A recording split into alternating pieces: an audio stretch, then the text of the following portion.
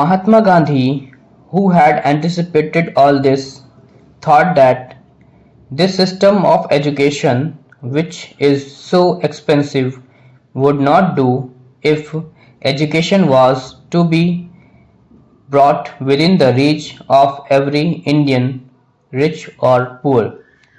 He therefore thought of a new system of education which has come to be known as basic education and which Indian and foreign educational experts have declared to be highly useful. According to Gandhiji, as far as I understood him, there are two basic merits in this new system. Firstly, education under this system is imparted not merely through books but through some kind of practical work so that the knowledge which children acquire will not be the result of mere memorizing but of actual experience. He thought, and some of the leading educationists were at one with him, that knowledge acquired in this way created a degree of consciousness, efficiency, and a feeling of self-reliance, all of which would come handy to one when starting life.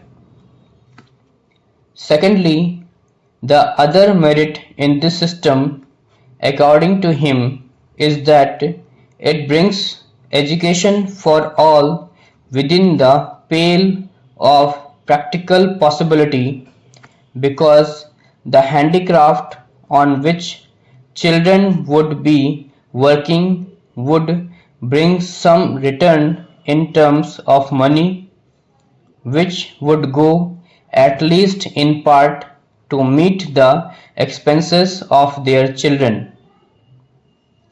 He was convinced that unless young scholars made this contribution towards their own education, universal education in India would never be possible.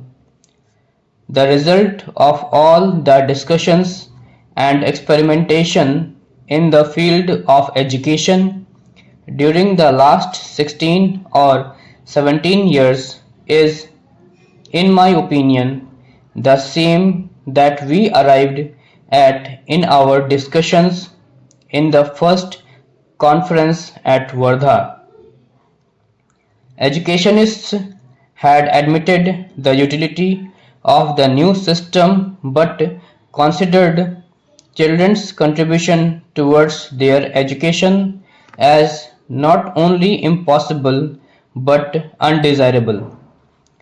Our experience, on the other hand, has demonstrated both the utility as well as the practicability of the system. My remarks are essential with reference to primary and secondary education.